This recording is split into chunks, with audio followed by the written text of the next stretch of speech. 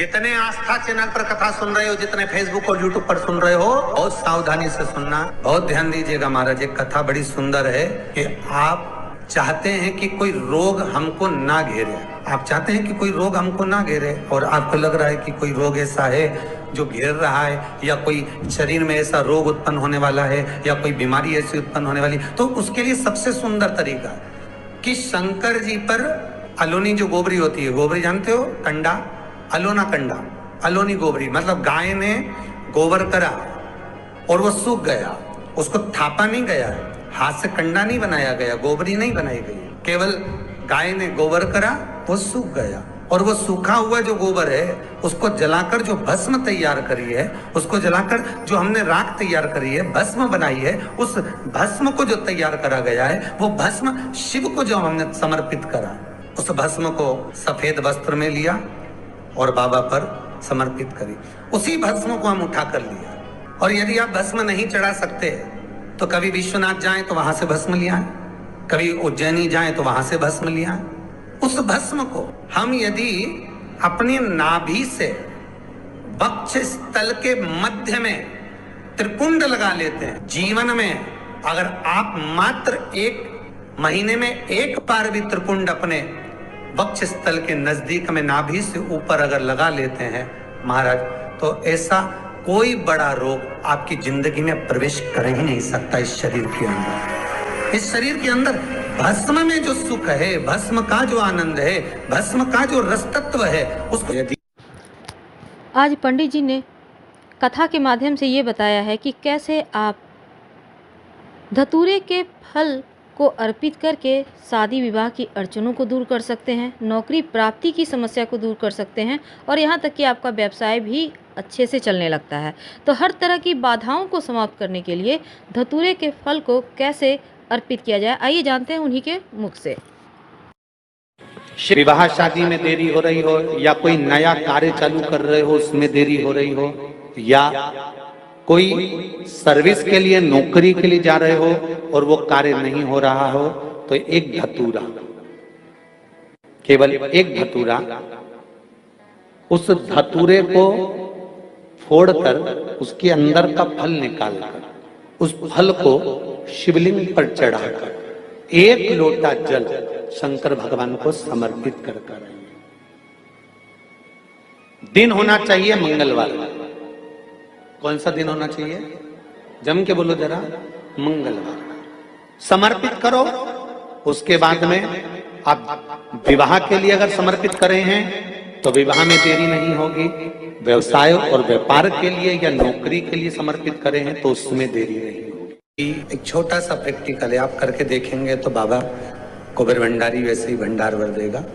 थोड़ा सा प्रयास, अगर आपके सबके घर में गंगा जल है तो एक प्रयास करके देखिएगा। कोई कार्य के लिए आप जा रहे हैं और वो कार्य अटक रहा है, नहीं हो रहा, बहुत प्रयास कर लिया, आप बहुत दिन से लगे हुए कि ये काम होना ही चाहिए, ये काम बहुत जरूरी और होना ही चाहिए, नहीं हो रहा, एक कटोरी में गंगा का जल निकाल लीजिए, और कटोरी में गंगा का जल निकाल कर तुम्हारे घर में एक सिक्का पड़ा हो, 1 रुपया, 2 रुपया, 5 रुपया, कोई सा भी एक सिक्का पड़ा हो, जो भी सिक्का पड़ा हो, कुंदकेश्वर महादेव का नाम लेकर, जहां परिंदा होता है, पानी का मटका होता है, पितरों का स्थान होता है, हंडा भरते हो, मटका भरते हो, उसके पास में उस कटोरी को रखकर 1 का सिक्का, 2 का सिक्का, 5 का सिक्का, 10 का सिक्का, जो तुम्हारे पास सिक्का पड़ा हो, जो भी तुम्हारे पास पड़ा हो, वो सिक्के को हथेली में लेकर कुंदकेश्वर महादेव का नाम लेकर उस कटोरी में डाल दीजिए, और उस जल को नैनों से लगाकर आप काम के लिए निकल जाइए। वो काम आपका सफल होकर ही रहेगा, छूट नहीं सकता। गंगा के जल में वो बल होता है, और आप जो सिक्का डाल रहे हो वो ये समझ कर डालें कि कुंदकेश्वर महादेव को मैं गंगा में स्नान करने के लिए, हमारे यहाँ पहले हमने भी देखा, आपने भी देखा होगा, किसी जब बारिश नहीं होती है या कोई काम अटक जाता है, जब बारिश, तो क्या करते थे पहले के जमाने में कि मंदिर को पैक कर दे, उसमें पानी भर दे शंकर जी के ऊपर, आपने कई जगह देखा होगा, उसमें शिव जी को डुबा, तो किसके लिए डुबाते थे? कुंदकेश्वर महादेव के। ये नियम है कुंदकेश्वर महादेव का। ये कुंदकेश्वर महादेव को उस कटोरी में, उस बाटकी में सिक्के को, और फिर जब आपका काम हो जाए, आप जिससे मिलने गए हो, जिससे काम की बात करने गए और काम हो गया, तो वो जल ले जाकर सिक्के के साथ, सिक्का तो डालो मंदिर में, कहीं दान पेटी आदि में, और वो जल भगवान कुंदकेश्वर के नाम से शिव जी को समर्पित कर दो। बाबा से विनती करो, बहुत बहुत साधुवाद है बाबा, आपने मेरी लाज रख ली, तेरी कृपा बनी रहे, बस ये सुख मिलता। उसको धन्यवाद दो बाबा को बार बार। हम तो रोज कहते, रोज प्रतिदिन उठो और उठते सी धन्यवाद दे दो, धन्यवाद, उठते सी कहो। शिव को प्रिय है पुष्प में आंक का पुष्प, जो आंकड़े का पुष्प होता है शंकर को बड़ा प्रिय है। और दूसरे नंबर पर शंकर को प्रिय है शमी का पुष्प, बहुत ध्यान देना महाराज। तीसरे नंबर पर शंकर को प्रिय है महाराज सरसों का पुष्प। सरसों होती है ना, जो राई अपन बोते हैं, सरसों बोते हैं, उसमें पीले कलर का जो पुष्प लगता है।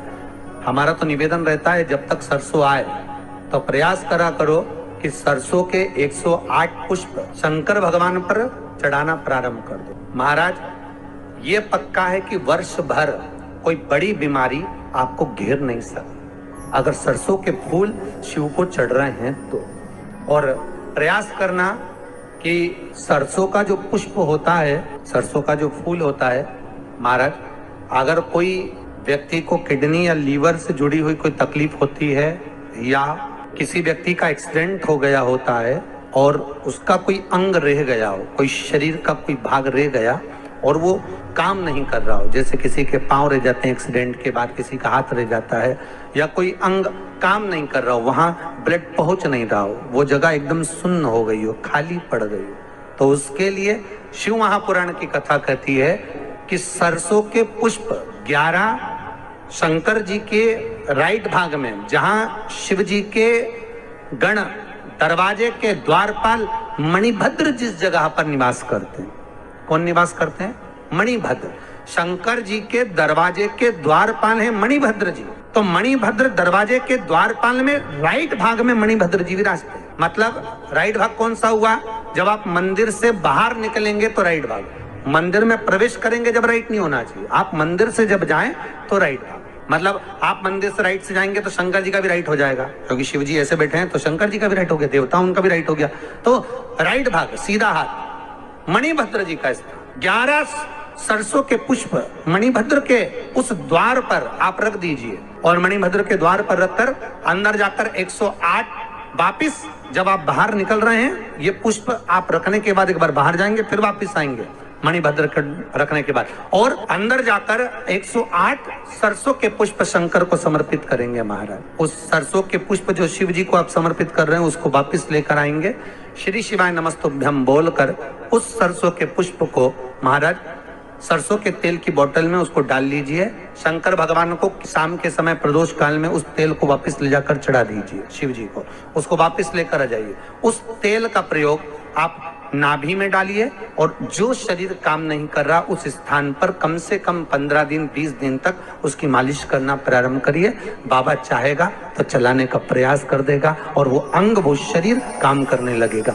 मणिभद्र का स्मरण। सूर्य नारायण भगवान को जब जल चढ़ाया जाता है, हाथ सिर से 8 इंच की दूरी पर होना चाहिए। जम के बोलिए, सिर से कितना ऊंचा होना चाहिए?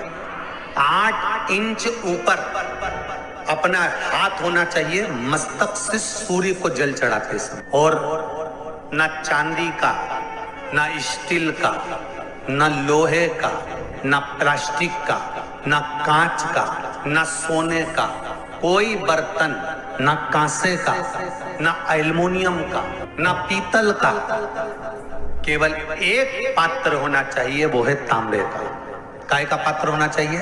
तांबे का पात्र। और सूर्य नारायण भगवान को जब 8 इंच ऊपर तुम्हारा हस्त है, और जब हम सूर्य को जल चढ़ा रहे हैं, कैसे जल चढ़ाना है वो भी समझ लीजिए।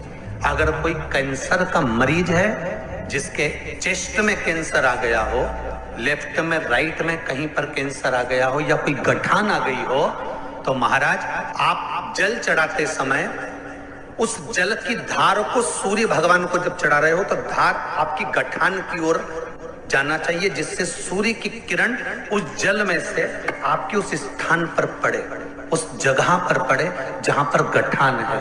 महाराज आप लगातार जल तो चढ़ाना चालू करो, अच्छे अच्छे डॉक्टर फेल हो जाएंगे और कह देंगे गठान ठीक हो गया। आपका लीवर और किडनी गड़बड़ कर रहा है, हार्ट आपके हार्ट में अगर तकलीफ है, डॉक्टर ने कह दिया कि इसमें नस चोक है, कहीं ना कहीं छल्ला डलेगा, आपको कह दिया इसमें कुछ ना कुछ प्रॉब्लम आ रही है, आप सूर्य को अर्घ देना चालू कर दो, सूर्य को जल चढ़ाना चालू कर दीजिए। आप सूर्य को जल चढ़ाओ, वो जल की जो तरंग आ रही है, वो जल जो निकल कर जा रहा है, उसकी जो किरण आपके हृदय पर, आपकी छाती पर पड़ रही है, नाड़ियों में पड़ रही है, नसों में पड़ रही है, उसका बल देखो तो सही।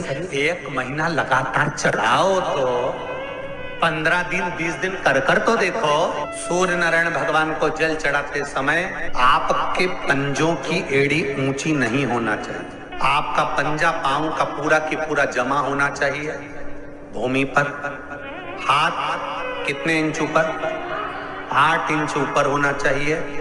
जल जो गिरे, सूर्य की किरण, सूर्य का दर्शन उस जल की रोशनी में करना चाहिए। जिस बच्चे को आंख में चश्मा लगा हो, मोटे से मोटा चश्मा लगा हो, छूट नहीं रहा हो, तो थोड़े दिन उसको सूर्य का अर्घ चढ़वाना चालू कर दो और जल में से सूर्य का दर्शन कराना चालू कर दो। 2 महीना 2.5 महीना बहुत है, आंख की रोशनी बढ़ जाएगी, चश्मा हट जाएगा। एक बात और कहना चाहूंगा, अगर आप लोग स्वीकार करेंगे तो, अगर कहीं आपको लगता हो कि बच्चा पढ़ने में कमजोर है, विद्या में कमजोर है, रिजल्ट अच्छा नहीं आ रहा, पढ़ने में कमजोर है, वो पढ़े, अपनी जगह पढ़े, वो कार्य करे, अपनी जगह करे, मेहनत करे, अपनी जगह करे।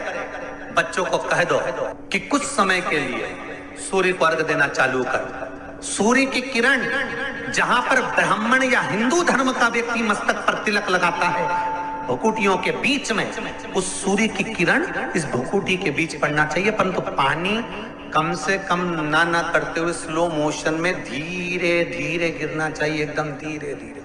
तो यहाँ एक रेखा सूर्य की किरण से पड़ती है। श्री शिवाय नमस्तुभ्यम, सब बोलिए एक बार जमकर, श्री शिवाय नमस्तुभ्यम।